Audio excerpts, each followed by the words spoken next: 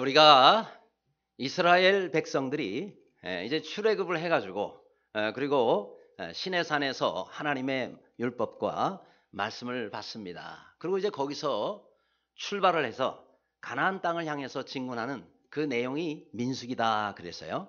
그래서 어제 그들이 진군하면서 제일 먼저 한 일이 바로 인구조사를 한 일이죠. 전부 우리 숫자가 얼마가 되느냐 그런 숫자를 계산하게 됐는데, 이제 오늘 이 본문은 그래서 이제 행진을 하게 될 때 어느 지파부터 먼저 가느냐, 이 행진의 순서, 그 다음에 배치, 여기에 대한 말씀이 이제 오늘 본문부터 기록이 되어 있습니다.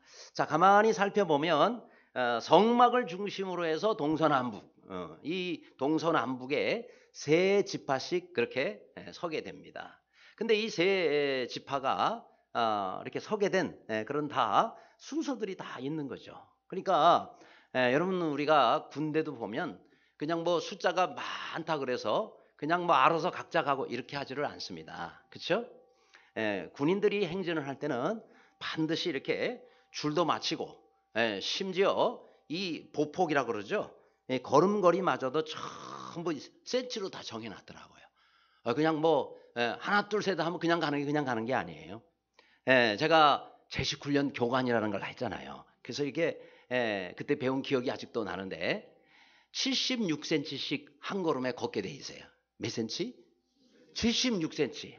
야, 그거 걷는다고 와서 재거나 이러지도 않은데 착착착착 맞아요. 줄이 쫙 맞고 조금이라도 틀리면 나중에 이상해지죠. 그렇죠? 야, 75cm도 아니고 딱 76cm씩 한 걸음 건너갈 때 그렇게 이제 하니까 아주 정확하게 맞춰가지고 가는 겁니다. 자, 이스라엘 백성들도 그냥 가는 게 아니고 거기에 다 이렇게 배치를 했단 말이죠.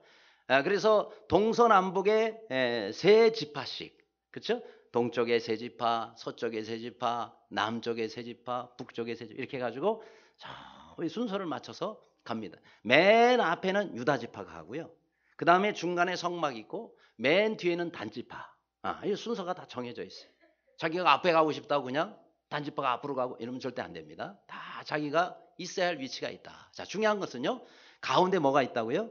성막이 있단 말이죠. 가운데. 그러니까 하나님께서 이스라엘 전체에 있어서 항상 중심에 있는 거예요. 우리의 삶의 중심에도 내가 아니라 하나님께서 계실 수 있기를 바랍니다. 내가 주인 노릇하는 게 아니에요. 내 인생이 아니라 하나님께서 주신 인생이란 말이죠. 그래서 늘 내 삶의 모든 여정 가운데 항상 하나님이 중심이 되고, 또 우리의 가정의 중심에도 항상 하나님이 계시는 여러분들의 가정이 되시기를 간절히 바랍니다.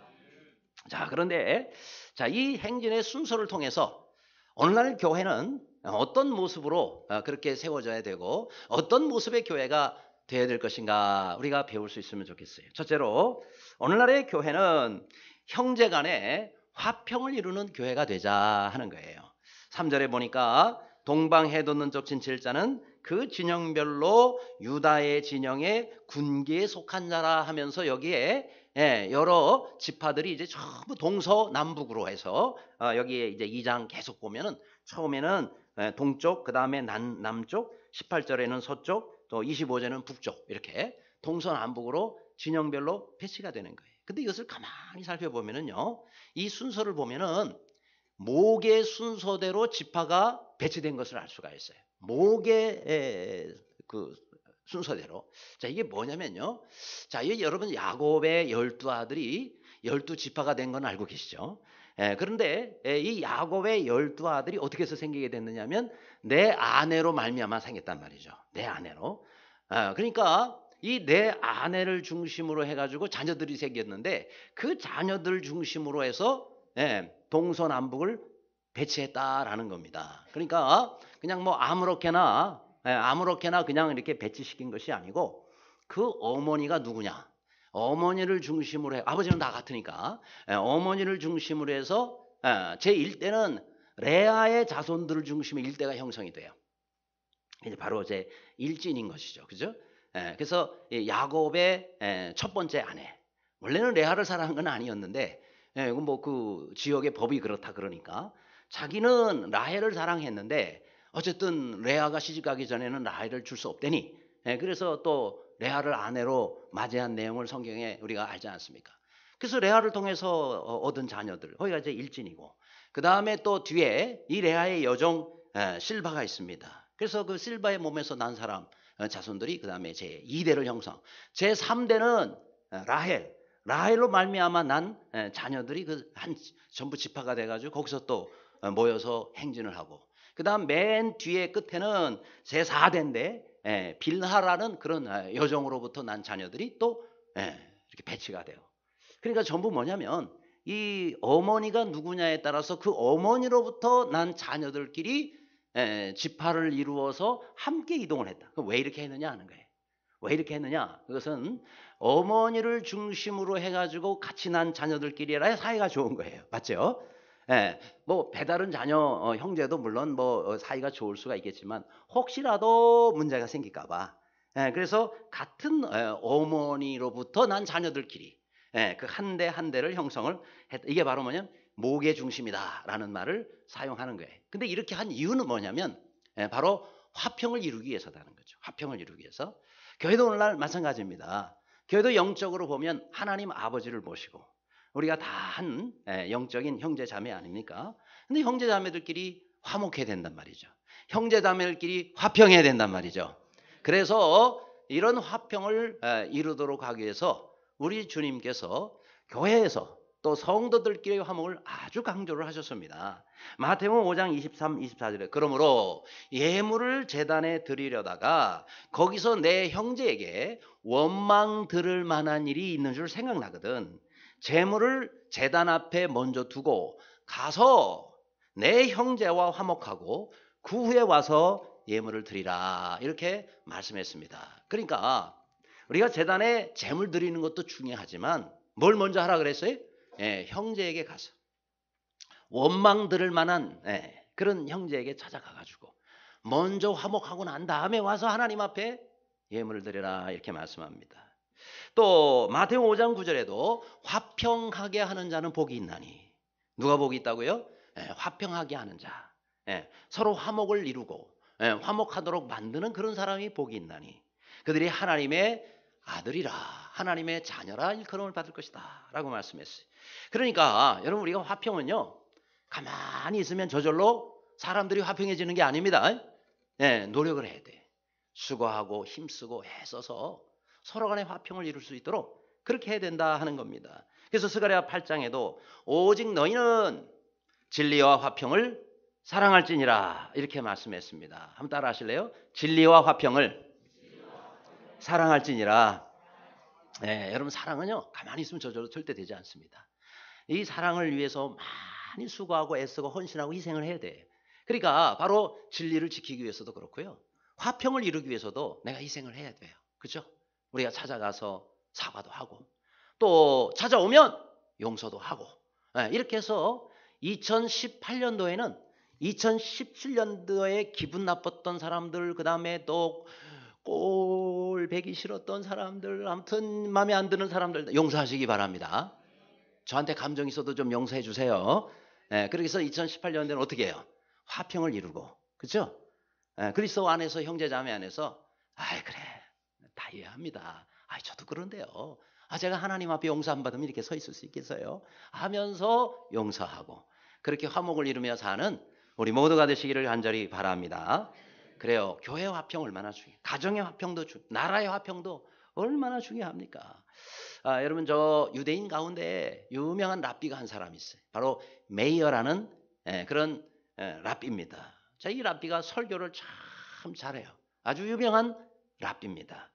근데 매주 금요일 밤이면 회당에서 사람들을 모아놓고 이렇게 설교를 하는데 이분 설교가 얼마나 탁월한지 아무튼 금요일 밤에 이분 설교를 듣기 위해서 수백 명의 사람들이 금요일 저녁마다 모여와서 이분의 설교를 듣고 그래요. 그런데 이분 설교를 참 좋아하는 한 여인이 있었습니다. 그런데 보통 그 여성들은요 당시에 뭐 지금도 그러지만 유대인들은 안식일을 지켜야 되잖아요. 안식일이 언제부터냐면은 토요일 날 우리가 안식일로 알고 있지만 정확한 시간으로 말하자 그러면 금요일 해질 때부터 토요일 해질 때까지. 금요일 해질 때부터 시작해가지고 토요일 그때가 안식일이에요. 그리고 금요일 저녁부터 사실 안식일 시작이거든요. 그러면은 집안의 그 여성은요, 안식일 날 음식을 하면 안 돼요, 유대인 율법에. 그러니까 금요일 날 오후에 장 보고 뭐 해가지고 다 사실 준비를 저녁에 다 해놔야 되는 거예요.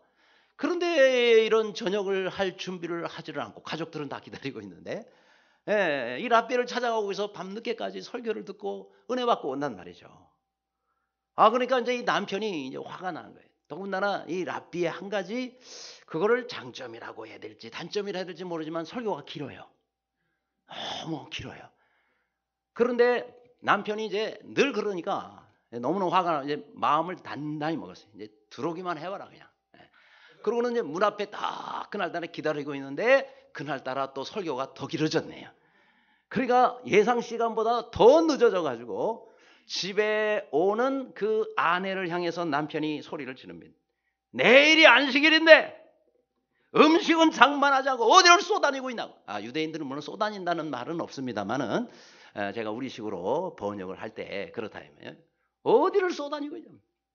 도대체 어디를 갔다 왔어? 뭐 어디 갔다니 몰라서 묻는 건 아닌데 화가 나니까. 그 아내가 여보 죄송해요. 오늘따라 또 랍비님 설교가 길어. 이렇게 하면 좋은데 응? 어디를 쏘다니다 왔냐 이러니까 회당에서 메이어 랍비님 설교를 듣고 왔어요. 왜요? 아마 이렇게 이제 또 남편이 소리 지르니까 같이 이제 또 그러니까 막 남편이 화가 나가 뭐라고 그러면서 그 랍비 얼굴에 침 뱉고 오기 전엔 이 집에 들어올 수 없어 이렇게 얘기를 한 거예요. 랍비 얼굴에다 침 뱉고 오래요. 그래가지고 집을 쫓겨났어요. 그러면 어떻게 해요? 랍비 얼굴에 침 뱉을 수 있어요? 그러니까 자기의 친구 집에 가가지고 몇 날 며칠을 지내면서 집을 못 들어가고 별거를 하는 상태가 된 겁니다. 자, 이 소문을 메이어 랍비가 듣게 됐어요.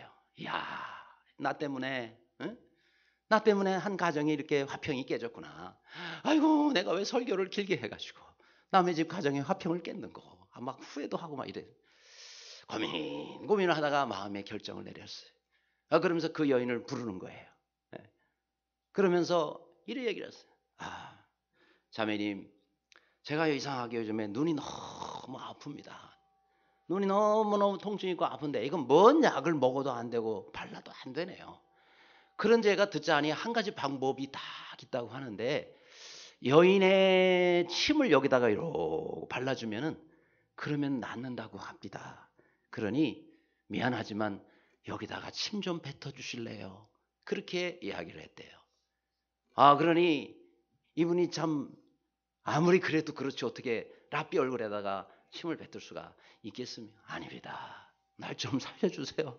너무 아파고 잠 못 자. 침 좀 뱉어주세요. 그래서 해가지고 발라줬다는 거예요. 물론 아파서 그런 거 아니죠. 그렇죠? 왜 이렇게 심각하게 들으세요, 여러분들은? 응?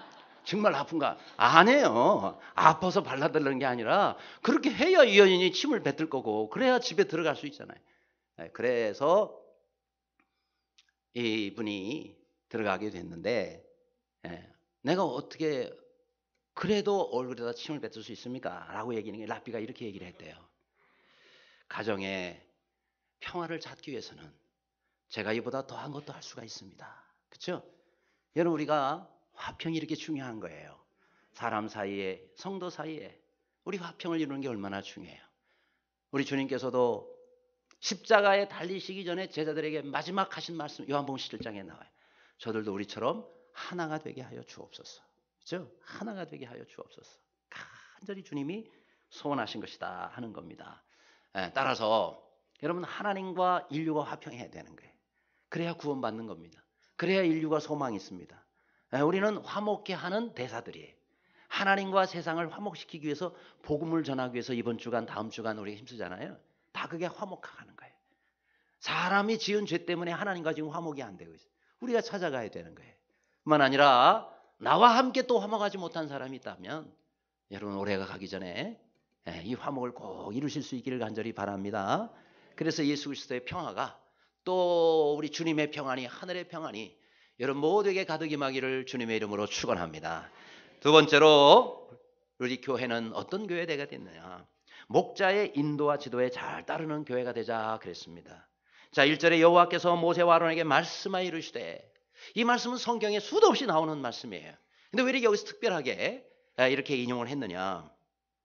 예, 이스라엘 백성들이 행군하고 이스라엘 백성들이 이동을 할 때마다 하나님께서 일일이 그들에게 지시를 주셨는데 전부 모세와 아론을 통해서 말씀하셨다라는 거예요.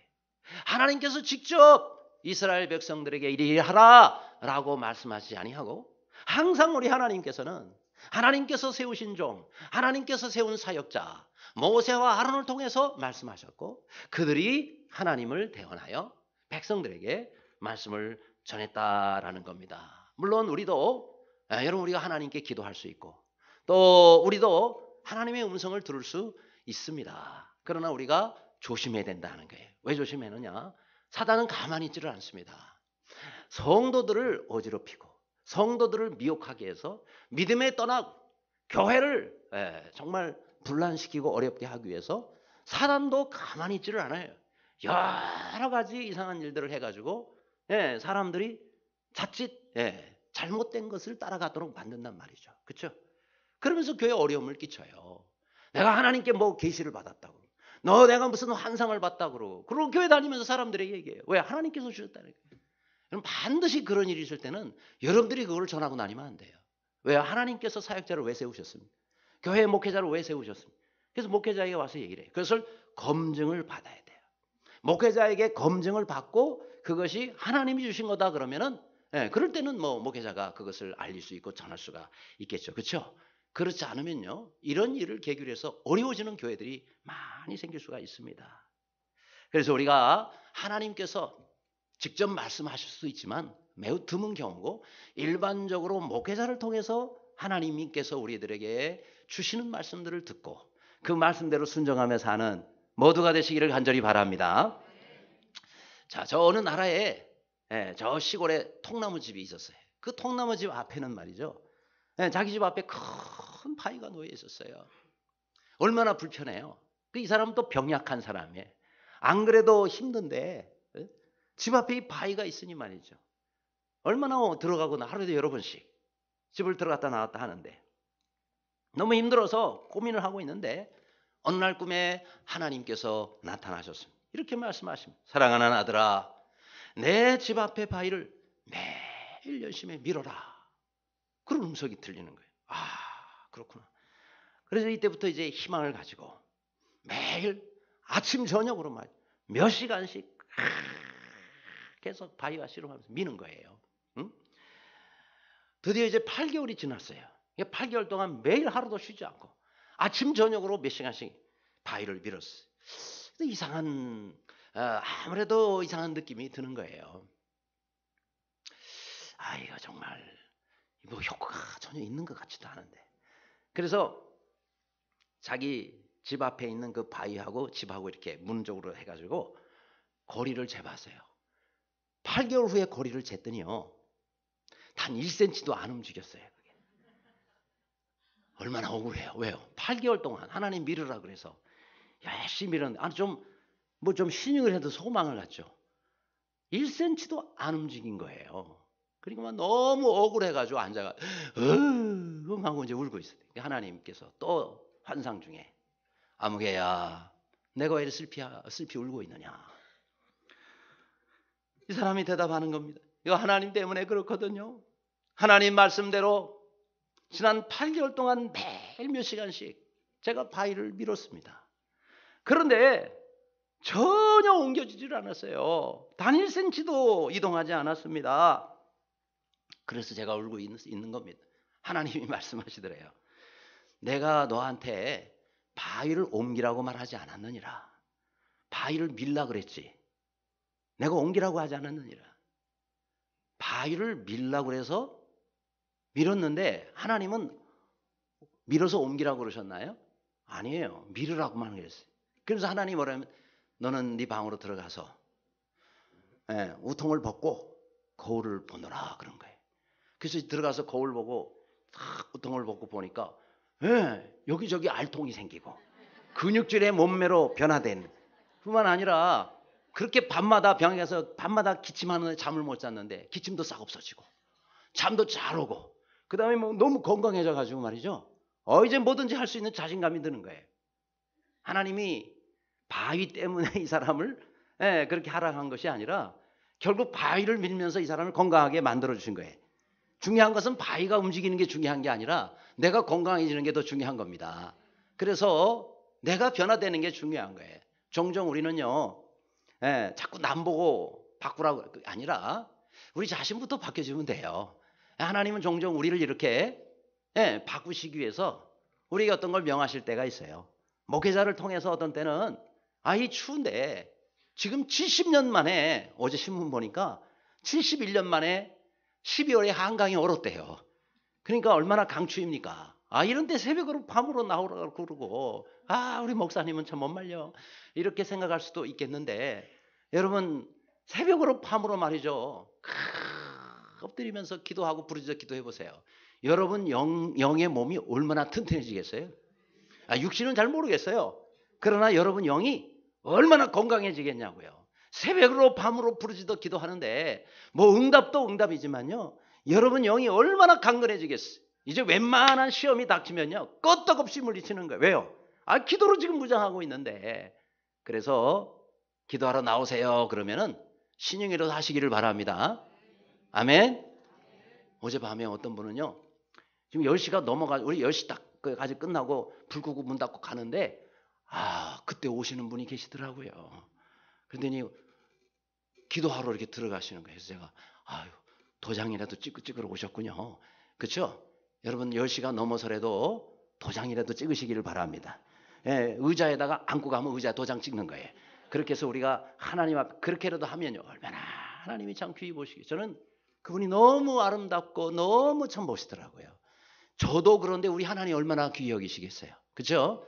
10시 넘었는데 뭐하러 가? 문 다 닫았을 때 아니에요. 그래도 가서 도장이라도 찍어야지.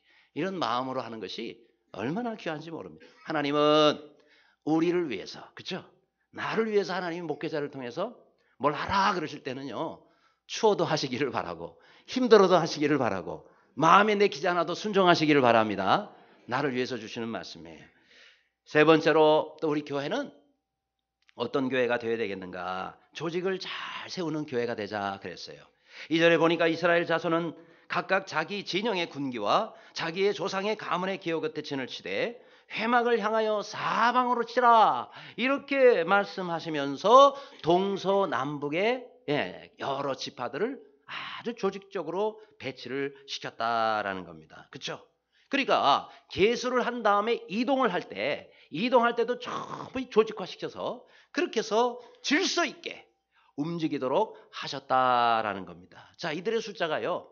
장전만 60만 명이니까 전체를 따지면은 200만 명이 넘는다 그러잖아요. 여자와 어린아이 그렇죠? 다 합치면은. 그런데 아무리 이렇게 사람이 많다 하더라도요. 조직화되어 있지 않으면 제대로 힘을 쓸 수가 없습니다. 한마디로 조직화되어 있지 않은 군대는 오합지졸이에요. 오합지졸이에요. 아무 힘이 없습니다. 그렇기 때문에 이 조직화시키는 게 굉장히 중요해요. 여러분 구슬이 서말이라도 꿰어야 보배라는 말이 있지 않습니까? 그러니까 잘 꿰는 게 이것이 조직을 의미하는 말이기도 합니다. 그러니까 여러분 우리가 어떤 일을 할 때는 조직화돼서 하면 아주 체계적으로 그리고 집중적으로 효과적으로 할 수가 있어요. 근데 이게 안 돼 있으면은 우르르 몰려가는데 되는 일이 없어요. 그러다가 저들끼리 또 싸우고 이러면 뭐 안 하니만 못하는 일도 생길 수가 있습니다. 이 조직화된다는 게 얼마나 중요한지 몰라요. 교회도 이런 게 필요해요. 자, 우리가 사람의 몸도요. 세포가 100조 개 정도 된다 그러잖아요. 그러니까 여러분 사람은 시작할 때 세포 하나로 시작해요. 근데 이것이 번식하고 가지고 오늘날 여러분처럼 100조 개 정도의 그런 수많은 세포로 인해서 여러분이 구성되어 있는데 이 100조 개가요. 전부 질서를 따르고 있다는 거예요. 그렇죠? 우리 몸의 머리의 지시대로 일사불란하게 움직여서 가고 싶을 때 가고 서고 싶을 때 서고 이렇게 하면서 우리가 이 땅에서 정말 주어진 일들을 감당하고 사는 거는요. 우리 몸의 세포들이 철저하게 우리에게 지금 순종해서 질서를 따르고 있기 때문에 이게 가능하다는 거예요. 근데 이게 가능하지 않을 때가 또 옵니다. 치매가 걸릴 수가 있어요. 여러분 연세에 들어가면서 가장 사람들이 두려워하는 병이 뭔지 아세요? 치매라고 그래요. 제일 무서워하는 거예요. 다른 거는 아프면 누워있으면 돼요. 근데 이 치매는요, 여러 사람에게 피해를 줄 수가 있어요. 그렇죠? 그리고 말년이 아니에요. 정말 야, 내가 이렇게도 살아야 돼. 이런 마음이 들 수 있는 것이 바로 치매입니다. 이게 뭐예요? 예, 내 머리 뇌세포가 이게 내 머리 질서대로 통제대로 따르지를 않는 거예요. 이게 그러니까 참 무서운 결과를 가져올 수가 있습니다. 얼마 전에 제가 아침에 자리에서 일어나는데 제 아내가 그러는 거예요. 갑자기 저한테 여보 88이 뭐예요? 그런 거예요. 그래서 88이 제가 88년도에 목사 안수를 받았기 때문에 또 88 전도법을 제가 만들었잖아요. 그래서 88이 뭐예요? 그래서 88 전도법을 묻는 건지 아니면 뭐 또 뭐가 88하냐 그런 걸 묻는 건지 제가 질문의 의도를 잘 모르겠어요. 그래서 얼른 대답을 못 하고 있으니까 그럼 87은 뭐예요? 그러는 거예요. 이게 뭐예요 지금? 네, 구구단을 묻고 있는 거예요. 88은 64, 87은 56. 이게 지금 안 되고 있으면은 좀 곤란한 거예요. 근데 아니 왜 그걸 묻느냐? 그러니까 제가 뭐냐면 88은 뭐예요? 때 얼른 대답이 안 되는 거죠. 뭘 물어보는지 몰랐으니까. 다짜고짜로 88은 뭐예요? 아침에 일어나자마자 그러니까. 그래서 87은 뭐예요? 그때 제가 알아들었어. 이거 구구단이구만. 그렇게 이제 얘기를 하니까. 근데 왜 나한테 88은 묻는데? 그러니까 가끔 깜빡깜빡 잘 잊어버리는 것 같아요. 요즘에 제가. 그래가지고 치매가 의심된대요. 그래서 제 구구단을 제대로 못 외우면 이제 치매로 저를 모를 판이에요. 근데 제가 다행히 다 88을 제가 알고 있었거든요. 이제는 제가 역공입니다. 여보 56은 뭐지? 그러니까 대답을 또 그쪽이 못 하더라고요. 당신 쪽이 좀 의심스러운데. 그래서 제가 그때부터요 구구단을 자꾸 지금 연습하고 있습니다. 여차하면은 대답을 또 대답 못하면 또 병원 가자고 그럴 파니까. 그래서 아무튼 제가 좋은 말로 말씀드릴 때 여러분 구구단을 평상시에 좀 잘 외워두시기를 바랍니다. 자, 이렇게 교회 성도가 많이 있을지라도 하나님께서 세우신 지도자를 통해서 일사불란하게, 그렇죠? 그래야 우리가 영적 전투에서 사단과 싸울 때 우리가 늘 승리할 수 있지 않겠습니까? 그렇죠?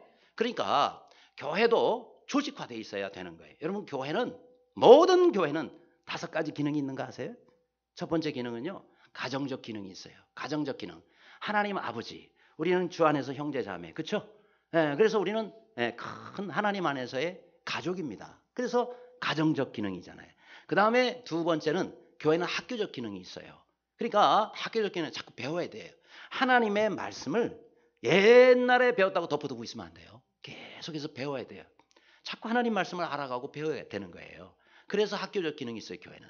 그 다음에 세 번째가 회사적 기능이에요. 효율성입니다. 일을 할 때 아주 효율적으로 하려면은 회사의 그 지혜로운 여러 가지 방법들을 배워야 돼요. 그 다음 네 번째가 바로 병원적 기능이에요. 병원적 기능이라는 것은 예수님께 사람들이 병든 사람이 왔을 때 다 고쳐주셨잖아요. 사람의 몸은 하나님 만드셨기 때문에 우리가 하나님께 나오면 하나님께서 또 고쳐주십니다. 우리의 영의 병도 고쳐주시고 육신의 병도 고쳐주시고 성경을 보세요. 육신의 질병 낫는 그런 사람들이 얼마나 많이 나옵니까? 아무쪼록 여러분이 몸에 질병과 아픔이 있을 때 주님께 나와 주님께 치유받는 그런 은혜들이 있기를 바랍니다. 그래서 교회는 병원적 기능을 해야 돼. 또 하나 마지막 5번째 기능이 군대적 기능입니다. 군대적 기능. 교회는 바로 하나님을 사령관, 예수 그리스도를 우리의 대장으로 모시고 완전히 군대처럼 돼 있어요. 우리들은 그래서 그리스도의 군사들입니다.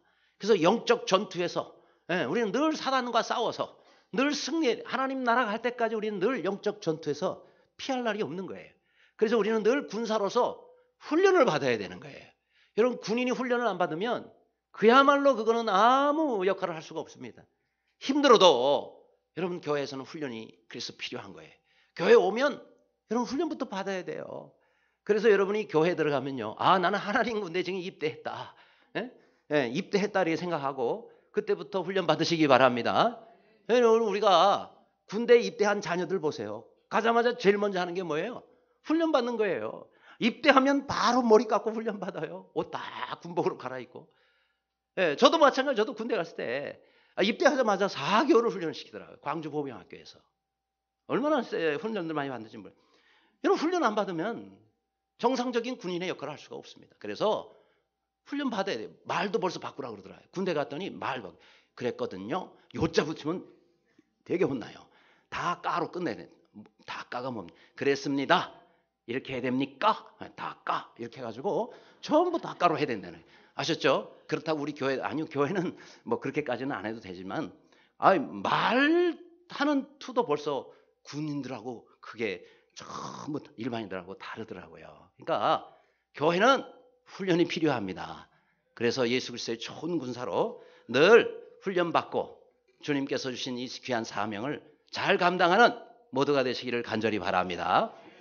끝으로 여러분 교회가 어떤 교회가 되어야 되겠느냐? 네 번째입니다. 사명을 기쁨으로 감당하는 교회가 되자 그랬습니다. 사명은 힘들죠. 그러나 주님이 주신 사명이라면 우리가 기쁨으로 감당하자는 거예요. 4절에 그의 군대로 계수된 자가 74,600명이며 그랬어요. 이 숫자가 왜 중요해요? 자세히 보면요. 자, 그의 군대 이건 뭐 유다 지파입니다. 유다 지파를 세 보니까 제일 선봉에 섰거든요. 맨 앞장 섰거든요. 그 군대부터 계수가 들어가는 거예요. 세 보니까 74,600명. 이게 왜 중요하냐면 그 뒤에 온 다른 지파들 전체 12지파를 세 보니까 유다 지파보다 많은 지파가 없어요. 유다 지파가 제일 숫자가 많아요. 74,600명. 그런데 왜 하나님께서는 이 유다 지파의 숫자를 제일 많게 하셨느냐? 어떤 사람은 뭐 나타 보면 제일 많을 수도 있지. 아니에요. 여러분 유다 지파가 숫자가 제일 많은 거는요. 하나님께서 일부러 제일 많게 만들어 주신 거예요. 그 이유가 있습니다. 많아야 하나님의 일을 제일 앞장서 감당을 하는 겁니다. 그렇죠? 숫자가 어쨌든 지파가 적으면은 적은 일밖에 못 하는 거예요. 근데 유다 지파는 하나님께서 이스라엘 전체 지파의 대표로 세우기를 원하셨거든요. 야곱이 나중에 축복할 때도 유다에게는요. 홀이 내 후손에서 떠나지 아니하리라 그래요. 홀이 뭐예요? 왕이 사용하는 지팡이입니다. 그러니까 이 유다의 자손들 중에서 이스라엘의 왕이 끊어지지 않는다는 거예요. 이게 뭐예요? 이스라엘 전체를 지도하고 이끌어가는 대표 지파로 하나님이 만들어 놓으신 거예요. 그러니까 숫자도 원래 유다는 4지밖에 안 돼요. 그렇죠? 12지파 중에 제일 첫째가 루벤, 그 다음에 시몬, 그 다음에 레위, 그 다음에 유다예요. 4지밖에 안 되는데 하나님께서 사람의 수를 제일 많게 해주셨단 말이죠. 자, 그러면 하나님께서 왜 하필이면 그 많은 지파들 가운데 유다 지파를 대표로 유다 지파를 선봉에 서게 했고 유다 지파를 가장 많게 해주셨느냐? 머리가 좋아서? 아니에요. 그죠? 또 무슨 뭐 유다 지파가 무슨 뭐 능력이 많아서? 그것도 아니에요. 나이가 많아서? 아니에요. 다 아니에요. 오직 한 가지. 다른 지파보다 이 유다가 이런 복을 받게 된 것은요. 유다는 형제들을 위해서 희생한 사람이었어요. 남다른 헌신적인 자세로 다른 사람을 섬겼던 사람이라. 자기의 생명까지 담보해 가면서. 그렇죠? 유다 그러면은요. 생명을 담보한 사람. 이게 별명이 붙을 정도예요. 자, 우선 이 배경을 알려면 여러분 이 야곱에게 있어서 가장 사랑하는 아내 라헬이라고 그랬어요. 라헬에게 두 자녀가 생산이 됩니다. 요셉과 베냐민이. 근데 요셉은 두 지파의 복을 받았단 말이죠. 그래서 에브라임과 므낫세 아닙니까? 근데 이 요셉이 너무 이 형제들에게 미움을 받아가지고 그래서 죽이려고 하다가 그래도 죽이지는 말자 했던 사람이 또 유다입니다. 유다가 또 그 동생을 살려. 그 다음에 나중에 저 애굽으로 노예로 팔려가죠. 그래서 하나님의 은혜로 총리가 되잖아요. 애굽의 총리가 되잖아요. 총리가 된 다음에 자기 친동생 같은 어머니 뱃속에서 나온 베냐민을 너무너무 만나고 싶고 보고 싶었던 거예요. 그런데 하나님께서 주신 그 꿈의 예언대로 그 나라에 큰 흉년이 계속 듭니다. 곡식이 떨어지니까 있는 데가 요셉이 모아놓은 그 곡간밖에 없거든요. 그래서 거기 가는 거예요. 형제들이 다 식량을 가지고 갔다 오는 거예요. 다 벌써 딱 보니까 알아보는 거예요. 자기 형들 어릴 때 그 얼굴 모습 다 있잖아요. 그래가지고 형들에게 얘기를 합니다. 자기가 요셉이라는 거 밝히지 않고 그러면서 당신들 혹시 저 유대 남의 나라에서 온 스파이 아니냐? 정탐꾼들 아니냐? 무슨 말씀입니까? 우리 저 전전 정탐. 무슨 소리? 아버지 이름이 뭔데? 물어보는 거예요. 우리 아버지는 야곱이니. 너희들 형제들은 어떻게 되는데? 물어보는 거죠. 근데 우리 저 뭐 여기 딴데 그저 여기 따라오지 않은 우리 저 막내 베냐민이라고 하나가 있긴 있습니다. 베냐민 정말 있냐? 아, 정말 있고 말고요. 사실이냐? 아, 사실이라.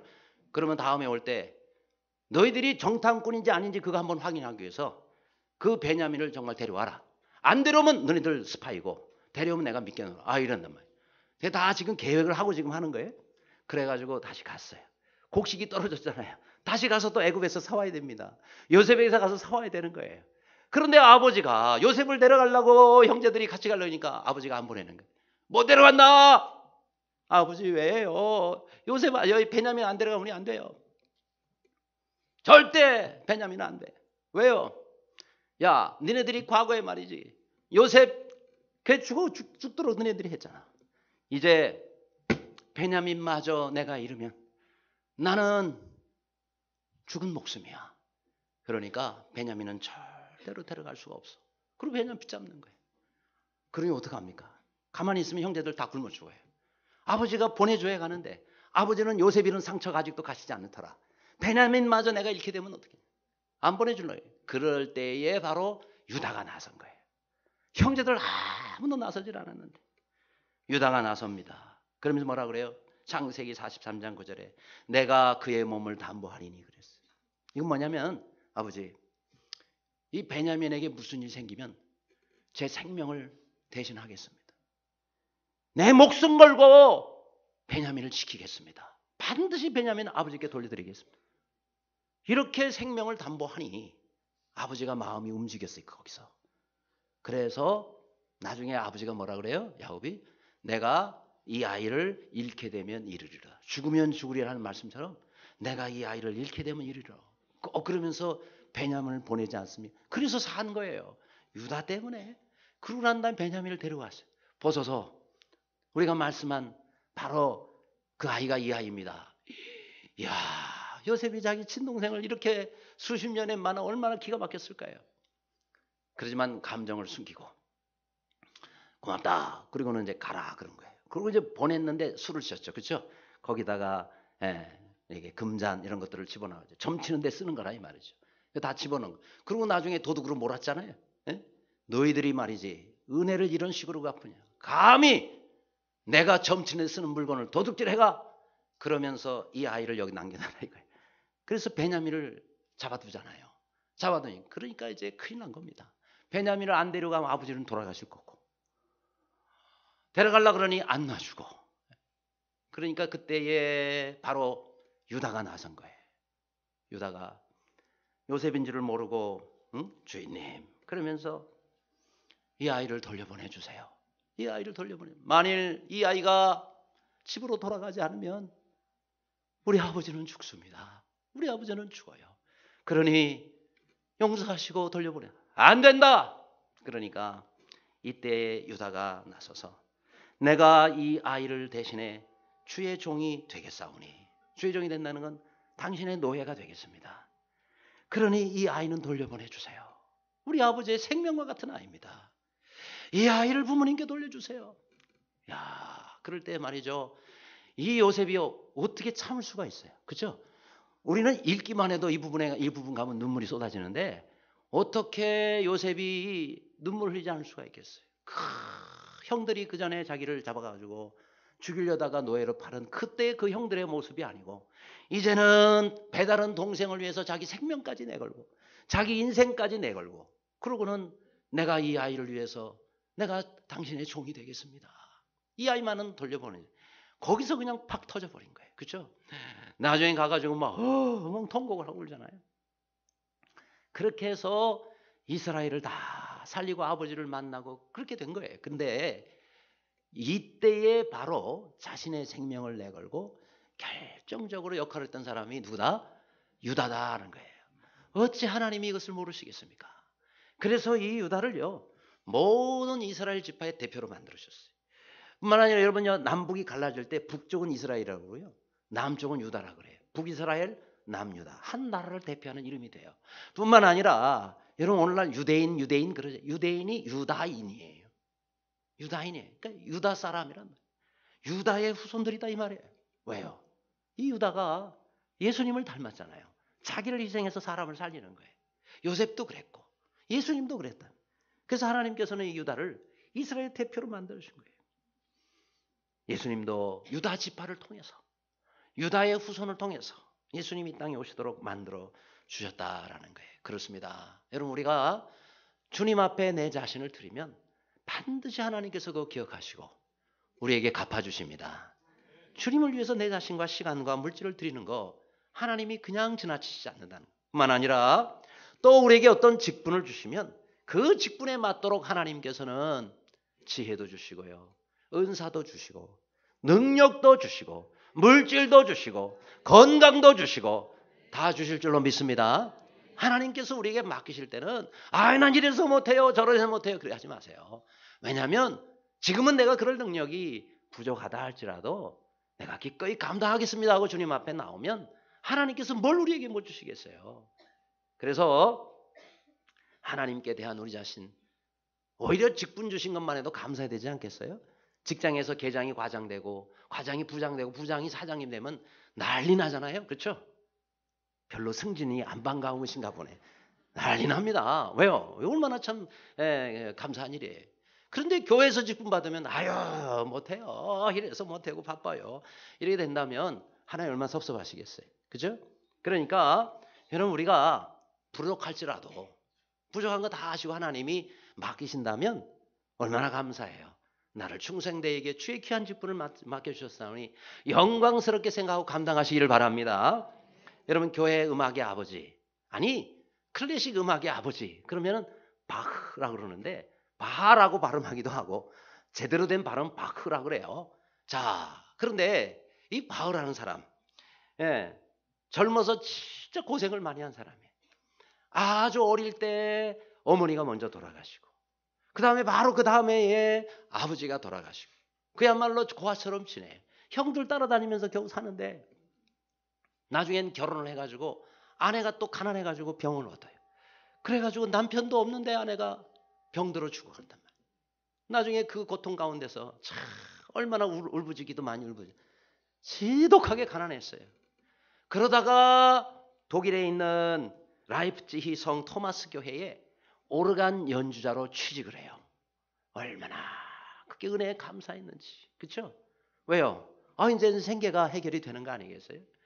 그래가지고 이제 예를 들어서 이제 주일날 오르간 연주를 처음 시작한다. 그 전에 가서 연습을 한번 해봐야 될 거 아니겠어요? 미리 가가지고 첫 번째 키를 딱 누르기 전에 오르간 이 의자에 딱 앉아가지고 하나님, 너무너무 어렵고 힘들었는데 하나님의 은혜로 이렇게 귀한 교회에 오르간 연주자로 취직해 주셔서 감사합니다. 너무너무 감사하고 감격해요. 그러면서 이렇게 서원을 합니다. 첫 키를 누르기 전에 하나님께 기도하면서 하나님, 앞으로 제가 매 주일마다 새로운 곡을 작곡을 하겠습니다. 하나님을 위해서 작곡을 하겠습니다. 그래서 이 곡을 우리 성가대원들이 찬양을 하고 그리고 저는 그 곡을 오르간으로 연주를 하도록 하겠습니다. 이렇게 하나님 앞에 서원을 해요. 그러면서 그때부터 5년 동안 매주 성가대 오르간곡을 작곡을 합니다. 그래서 5년 동안 무려 265곡. 그러니까 여러분 일주일에 52주잖아요. 1년에 52주죠. 곱하기 5 하면은 이 정도 나오잖아요. 그러니까 한 주도 빠지지 않고 성가대 오르간곡을 작곡을 했어요. 뿐만 아니라 피아노 곡도 162곡을 작곡을 하고 그렇게 해서 이 5년 동안 1046곡을 작곡을 했대. 야, 기적 같은 일 아닙니까? 한 달에 한 곡씩 작곡하는 것도 얼마나 이게 어려운 작업인지 몰라요. 이 작곡이라는 것이. 그런데 1000곡이 넘도록 하나님 앞에서 서원한 대로 한 곡 한 곡을 그렇게 모든 것을 집중해서 그렇게 작곡을 합니다. 사람들이 이 사람을 이렇게 불러요. 하나님과 약속을 철저히 지켰던 생애다. 하나님과의 약속을 지키기 위해서 정말 여기에 집중해요. 그런데 그래서 오늘날 음악의 아버지로까지도 불려지는 사람이 바로 저 바흐입니다. 근데 자, 이 바하가 작곡한 칸타타라든지 오라토리오 이런 곡들을 쓸 때마다 맨 뒤에 악보, 끝나는 맨 뒤에 악보 뒤에는요 항상 S.D.G. 이렇게 SDG 뭐라고 하죠? 라틴어로요 첫 글자를 솔리 데오 글로리아. 따라하실래요? 솔리 데오 글로리아. 예, 솔리라는 거 오직이라는 것이고 only. 데오는 하나님, 글로리아는 영광. 그렇죠? 글로리. 그러니까 오직 하나님의 영광을 위하여 이 곡을 쓴 것은 나의 이름이나 영광을 위한 것이 아니라 오직 하나님의 영광을 위해서 내가 쓴 겁니다. 그리고 오르간 연주만을 위한 오르간 그 작품에는 항상 앞에다가 I.N.J. 그걸 항상 앞에다가 적어놨대. 뭐예요? In nomini 예수. 그러니까 예수 그리스도, 노미의 이름이거든. 예수 그리스도의 이름으로라는 거예요. 그러니까 시작을 원래 예수님의 이름을 의지해서, 마무리는 하나님의 영광을 위해서. 아멘. 네, 매일매일의 삶도 여러분 하루를 시작할 때 예수님의 이름으로 시작하시기를 바라고, 하루를 마무리하면서 하나님께 영광을 돌리며 마무리하시기를 바랍니다. 뭐 작곡을 해야만 저렇게 하는 거 아니잖아요. 하나님이 우리에게 주신 하루하루, 하나님이 우리에게 주신 직장, 하나님이 우리에게 주신 일들이 있잖아요. 그 일을 시작할 때마다 In Jesus name, 그죠? 예수 그리스도의 이름으로. 그 다음 오직 하나님께 드리는 영광, 하나님의 영광을 위해서. 여러분이 어떤 직업을 갖든, 여러분이 어떤 형편 가운데 있든 늘 모든 시작은 예수님의 이름으로, 마무리는 하나님의 영광을 위하여 그렇게 하시기를 바랍니다. 그럴 때 하나님께서 그 사람이 하는 일을 어찌 축복하시지 않겠어요? 하나님 모든 걸 책임져 주십니다. 하나님께 의지하고 하나님의 영광을 위해서 귀하게 쓰임받는 모두가 되시기를 간절히 바랍니다. 기도하겠습니다.